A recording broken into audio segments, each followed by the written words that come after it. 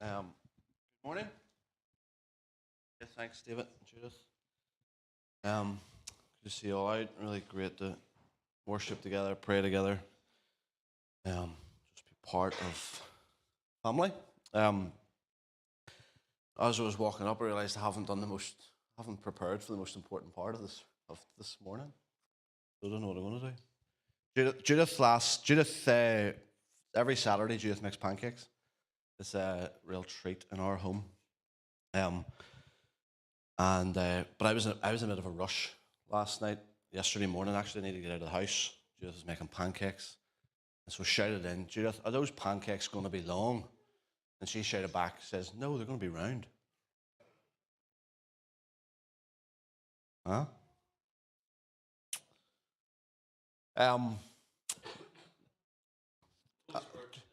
You know, I've realised that actually part of my motivation in telling really bad jokes every morning is that for everybody in the room, for my own esteem, the only way is up. So that's part of the reason why I do it. It's all uphill, hopefully, from here on. If it's not uphill from that, then we're in bother, aren't we? So we've been talking from the start of the year, really quickly, about how we steward all that has been entrusted to us.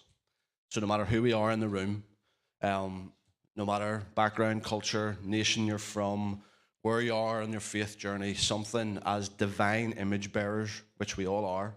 He's created us in his image, male and female. He created them.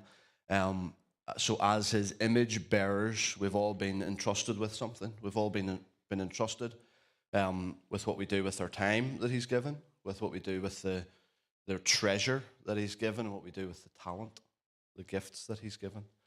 And that's what we've been doing from the start of the year, and I just feel that it's important that we continue to do this. We talked for a few weeks at the start of the year about our time, and the last couple of weeks, we've started to talk about our treasure.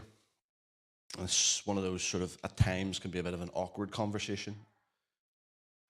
But last week I was really intentional in making sure that we grounded what we were saying in the heart of God from the very beginning.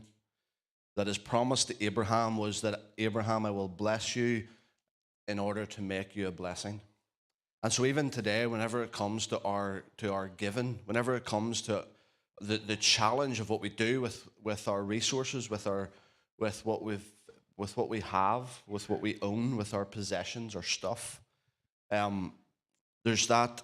It's not that I'm asking, putting out some regulations or some laws that we have to follow in order to be right. We're actually talking about my passion is that we would all live in the blessing of God, and that even comes with what we do with our stuff, with our possessions. He's blessed us in order that we would be a blessing. And I think last week we searched the scriptures, we searched some of the places that we felt that Jesus gave us some really helpful insight, some really helpful thoughts about what we do with what has been given to us. And so we looked briefly at the story of the rich young ruler. We looked briefly at this incredible story of the widow that had the 2 coins, and we talked a wee bit about this meager offering, almost to the point of embarrassment, that the disciples offered to feed the multitudes. But we've seen what Jesus did with that, and so hopefully encouraged by that, even our meager offering that we bring to him open-handed, that he can do something with it. We pointed out verses in Matthew, Jesus saying that if you want to, where your treasure is where your heart is also. So really challenged by that. I still continue to be challenged by that. As I think about my week, if you were to take stock this morning about your week, where is it evident? If somebody was a fly on the wall and seen what you were up to, where has your affections been? Where have you been given your treasure to? Because where you've been given it to, it will reveal your heart, reveal what's going on in here. And then I was just struck actually last night just with with what Jesus said in Matthew 6. And so often we come to moments like times of prayer or times of fasting, and we use the language that Jesus prayed. Jesus assumed that this is something that we would do, because in Matthew 6 he says, when you pray. Like, this was something that he assumed that we would be doing. He also says, when you fast, again, assume this is just something that we would do as part of our following of him. And then he also says, and sometimes we ignore this, but when you give, again, it doesn't feel like it is optional. It feels like it's something that was just assumed would be the norm for people who were following this kingdom way of Jesus. So today, for the time that we have, I know I add into a bit more of your Sunday afternoon than I normally do last week, and so try to regain some of that this morning. But I want to look at some stuff in 2 Corinthians, and Romans. So it's all pretty much bulked together. So if you have a Bible, you want to follow along, that's what we're going to be. Specifically looking at Paul's third missionary journey. For those that never have a Bible like mine, and at the back of it has all the maps. Like, for years, what is the point in that? But over recent years, whenever you just get sucked into some of the story, that I probably looked at those maps more than I have at some of the Bible, just picking up, following Paul's track, probably because I'm so nosy, but following Paul where he was at certain times as we journey through the book of Acts. So today, whenever we're thinking about 1 Corinthians, the end of 1 Corinthians, the start of 2 Corinthians, and some of Romans, we're referring to Paul's third missionary journey and the bulk of this journey. So I don't know if there's a way to define the first two missionary journeys that Paul went on, but I think it would be safe to say that it was planting the church. It was planting churches in places that had never been planted in before, that the gospel had never reached.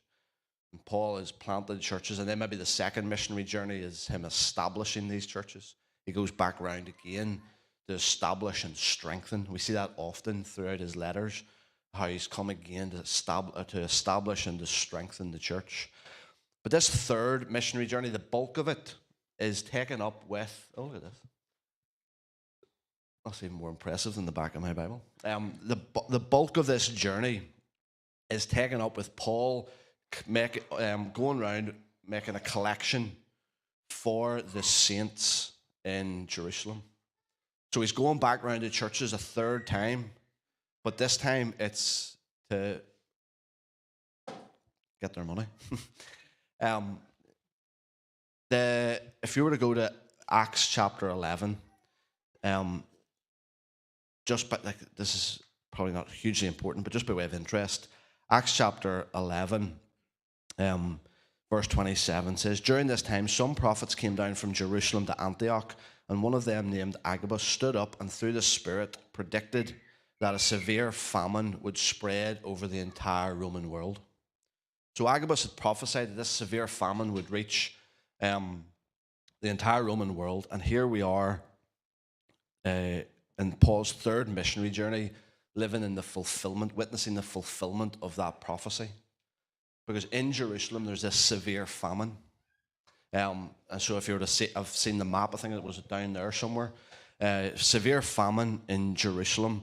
And so Paul is going back around Corinth and Achaia, all up around here.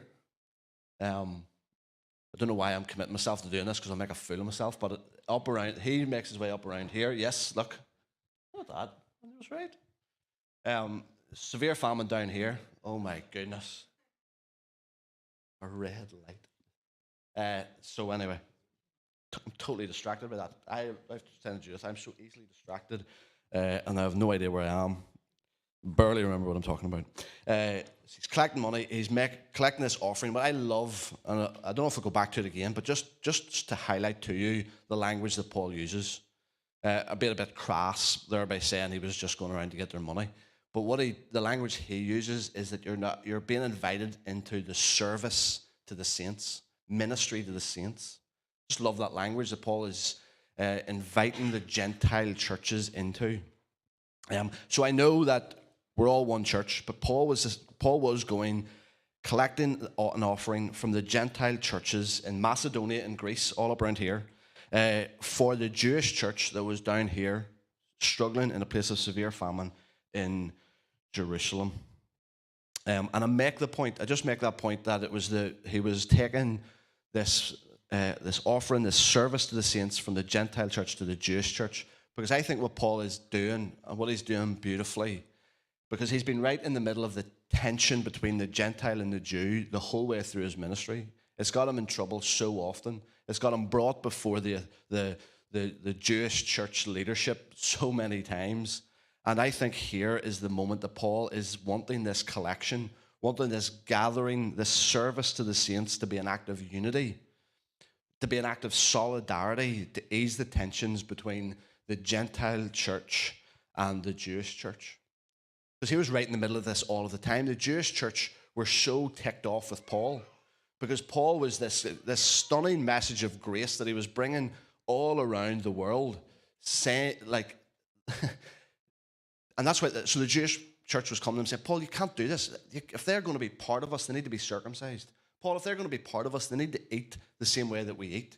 They need to clean themselves the same way that we clean themselves. And Paul was just saying that, like, that's not the way it is. I've had this revelation of the stunning grace of God, and that is not what you need to do to follow Jesus. That's not what you need to be part of the church. And so it's just this constant tension. And so Paul just refused. He refused to insist on practicing their law and their traditions in order to find favor with God, in order to pursue relationship with Jesus. And so I think this offering was a moment that he could say, and even though you've tried to divide us, even though you've tried to cause this wedge between us, here is a moment where the Gentile church that you've tried to keep out are wanting to be a blessing. I want to serve you. I want them to be a ministry to you, so that we can truly show an act of unity, truly show an act of solidarity. And I love this. I found myself even just sitting in the car this morning when Ruben was playing football, just like Paul wanted to know, I think, over and over again, what does love look like? You're telling me that I need to be part of you, I need to be circumcised, to enter into loving covenant relationship with you, that I need to be circumcised, that I need to do this and do that, eat this and don't eat that. Paul is just wanting to know, what does love look like? And I think that's what drives him the whole way through this third missionary journey. What does love look like? It looks like you pouring out yourself. It looks like you giving of yourself for the sake of others. And even at this time, pouring out yourself for the sake of others, even those that probably didn't even appreciate you, or those that probably didn't even value you or your part in this kingdom of God. So 1 Corinthians 16 is the first place that I want to look at. The first few verses of 1 Corinthians 16. He starts off by saying, now about the collection for God's people. And part of me wants to go off, really tempted to go off on a tangent here, because so much of what Paul writes in Corinthians is he is repeating what has already, the questions that the church have already been asking him. And so they've been asking him about this, and his letter is in response to that. And the tangent that I'm tempted to go on is that Paul does that several places, namely 1 Corinthians 11, when it comes to speaking about women. I'm not going to go there this morning. Now about the collection for God's people. Do what I told the Galatian churches to do. So this is really practical. This is practical information that Paul is given to the church in Corinth as he closes out this letter. But I think it's helpful for us to hear. On the first day of every week, each one of you should set aside a sum of money in keeping with his income, saving it up so that when I come, no collections will have to be made. Then, when I arrive, I will give letters of introduction to the men you approve and send them with your gift to Jerusalem. If it seems advisable for me to go also, they will accompany me. Seems really practical, really boring, but I think it is something that is important for us to acknowledge this special fund that was being built up. This idea of like just giving weekly, like a portion of your income, setting it aside, so that whenever it came to a moment where the church needed to respond to something, that there was money there. Paul is saying, so that whenever I come, we don't have to go around panicking for a collection, because you've already established this pattern that I've instructed for you, that the first day of the week, your first fruits, you would offer a portion of your income in order to gather up a fund so you'll be able to respond to needs within the church, within the community when it comes along. And so again, just struck by this there's no emotional appeal here from Paul. I think he's a wee bit like what we've talked about at the beginning, like when you give. Paul just like, this is just an assumption that this is how you would live. This is what you would give yourself to. It's also interesting, which makes it slightly challenging, because there's no sort of black and white appeal to tithing laws. So we can't go into any part of the New Testament and say, like, guys, you need to give 10%, because like, look what it says here. Paul doesn't do that. There's no appeal to the tithing laws of the Old Testament. There's no suggestion of a particular proportion. So all of that to say, this is the practical stuff that Paul's talked about at the end of this letter. But what I love that Paul then he gets into the meat of it in 2 Corinthians 8 and 9 and Romans 15 as well. So if that 1 Corinthians 16, if that's sort of the practical stuff, the stuff that's good advice, good pattern for us to get into, then here is the theological motivation. Here is Paul getting stuck into why this is really important. And so I've read over and over again, trying to condense it, trying to put my own stuff on it. But honestly, it feels like this preaches itself. What Paul says here in 2 Corinthians 8 and 9 is just a preach on its own. Probably all of Scripture is too. We need to find ways of condensing it or whatever. But let me read it here. I know it sounds like a lot, two chapters. I'll maybe skip a few bits, but I just find this really important for what we're talking about.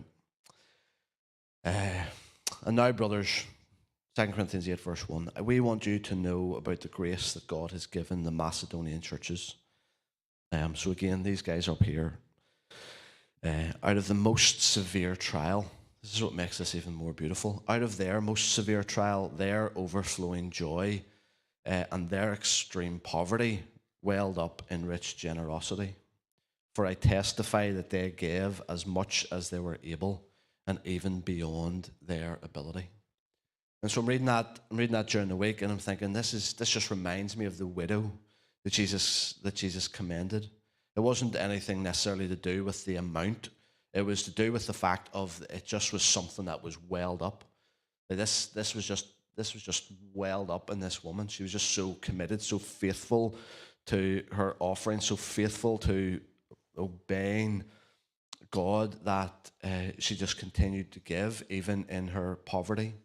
And she gave as much as she was able and even beyond her ability. And they did not do, verse 5, they did not do as we expected, but they gave themselves first to the Lord and then to us in keeping with God's will. And so Eugene Peterson, the Message version, says, whenever it came to the explanation of how that they were able to do what they were doing, they were given beyond, it seemed they were given beyond their ability, but such was their spirit of generosity, such was the overflowing joy that Paul and his people that he's with are wanting an explanation. How has this happened? And so Paul says here, the verses that I've read, they did not do as we expected, but they gave themselves first to the Lord. And so Eugene Peterson says in his paraphrase of it, the explanation simply was that they'd given themselves totally to God. And so I think whenever it comes to this conversation, whether it's about time, treasure, or talent, I think that's the first place. All of it's going to be it's going to be striving, it's going to be difficult.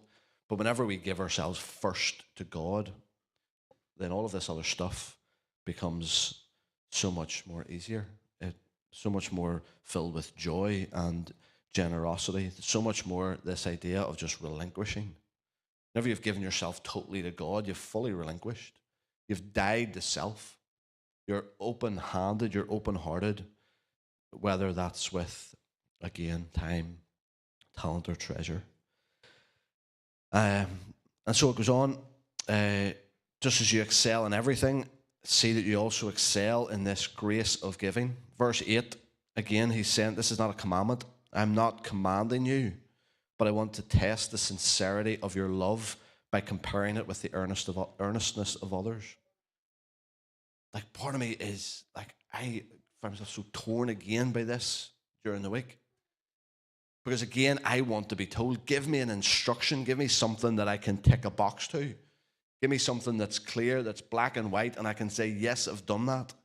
But Paul here is saying, I'm not commanding you, but I'm going to test what this is going to do, what this offering and this giving is going to do. It's going to test the sincerity of your love.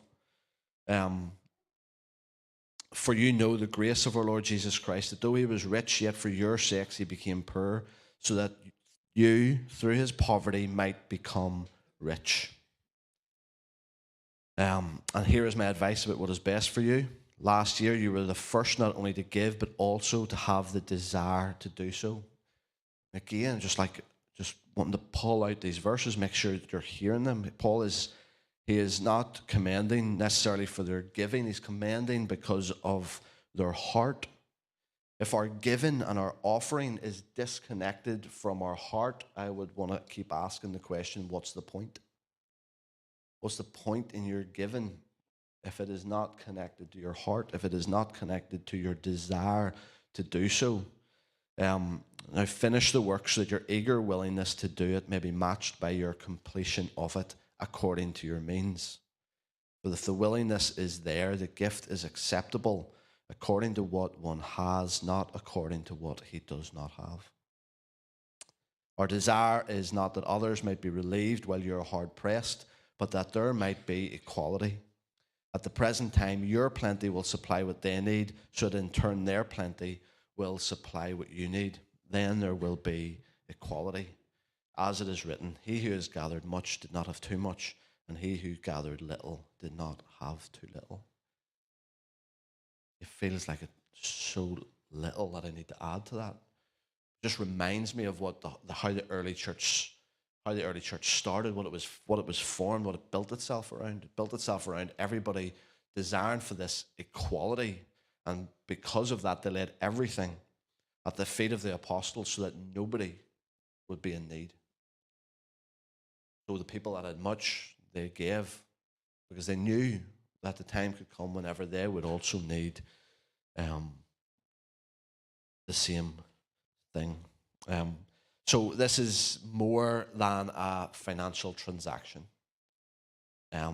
This is a service to the saints. This is a ministry to the saints. They not only gave, but they wanted to. And so again, to quote Eugene Peterson, I love this line that he uses: the heart regulates the hands. The heart regulates the hands. The heart controls the hands.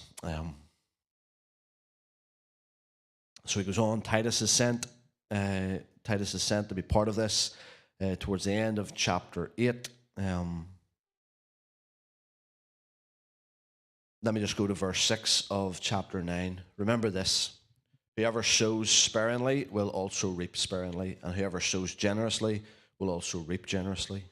Each man and woman, ladies, you're not getting out of it, should give what he has decided in his heart to give, not reluctantly or under compulsion.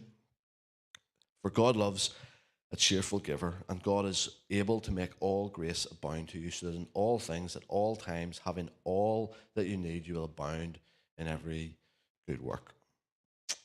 And so here again, it feels like we shared last week from Malachi chapter 3, where God was like challenging the people, like, you're robbing me. Like, how are you robbing me? He says, because you're not tithing, you're not bringing an offering into the storehouse. And if you would only do that, you'll see that I'll pour out a blessing. And then he says, test me on this. I couldn't help but read through some of these verses in 2 Corinthians 9 and think that here's the bit of a test here again. Here's almost a bit of here's a chance to prove this. Because if you sow sparingly, you'll reap sparingly. If you sow generously, you'll also reap generously. That's Paul's challenge. That's his stirring to these people. And again, offer it to you again this morning to consider this. Consider your heart response to this. Are you ready to test? Are you ready to prove that this is right? So we're not, again, as we come to some practical stuff, and we'll talk more about this, I think, next week, but there's no legalistic requirement here. And maybe that freaks some people out. There's some people in the room that just like structure, that like a figure, that like a number, and I get that. It's hard to find that whenever we engage with this missionary journey that Paul is on. There's no legalistic requirement. And this is where it begins to continue to chat. This is where it continues to challenge. Because what Paul is saying as the verses go on, this service, verse 12 of chapter 9, this service that you perform is not only supplying the needs of God's people, but it is also overflowing in many expressions of thanks to God. In other words, this generous giving, it's not only responding to the needs of the people and the community, but it is also evidence of your natural response of gratitude. Your generous giving is equated to your overflowing, your natural response of thankfulness. And so again, Paul is saying this is a decision that is made in the heart. There is a delight in giving. It's because of this understanding of the goodness and the nature of God that your natural response to that is to give generously. And again, Eugene Peterson says in his paraphrase of this, you show your gratitude through your generous offering. Show your gratitude through your generous offering. And Romans 15 is just, it's similar time frame that this has been written to a different group of people, but it's about the same story essentially. And I just go there, not to read it all, but just to refer to Romans 15 verse 25. Again, pointing out that they were happy to give, they were happy to be generous. But it says that they were happy to do this, but recognized that it was also their duty. They're happy to give, but they recognized that it was also their duty. And so, again, I'm struck by that. I'm struck by the thought of all of this that I've thrown at you this morning. I just continue to be provoked and challenged by much of this. Truly, I can't tell you, I think you know actually, I can't tell you how much I'm wrestling with so much of this in my own life and in the life of our church. But it feels like we almost shy away from that this is our responsibility. We want to respond to the needs among us. We want to respond to the needs within our community. There is a call on us and a responsibility on us to give. There is a call on us to enter into the spirit of the one that we follow, radical generosity, willingness to lay down everything, willingness to relinquish, to be open-handed and open-hearted. And so there's no legalistic requirement on this. And I've said it the last couple of weeks, and just to make sure you hear me saying it again, if you're leaving this, if you're walking away from this conversation feeling any sense of guilt or any sense of condemnation, then I am telling you, you have not heard me right. My heart in this is to be faithful ultimately to Scripture and to be faithful, more importantly, to Jesus and His ways, and then for you truly believe that it's not in order to get your stuff, it's not to get your money, it's so that you will live in the blessing of God. And that means having to talk about this. It means not avoiding this and I am becoming less concerned about shying away from some of this because it's evident. It's like so much of what Paul writes about. It's so much of what Jesus engages with. And I think I've been shied away from it because I thought it was like bounding people or like restricting people or putting people in some sort of chains because of a responsibility to give. But it's not. It's about freedom. Wanting to live in freedom. And I see that in what Jesus said, and I see that in what Paul instructed. And so, are you finishing with one? Done? Oh, Amy's coming. Sorry about that abrupt ending. I'm just conscious of time, and I'm just going to keep repeating myself because I'm so desperate that you know my heart. So desperate that you hear my heart in this. So Amy's going to come and close us out.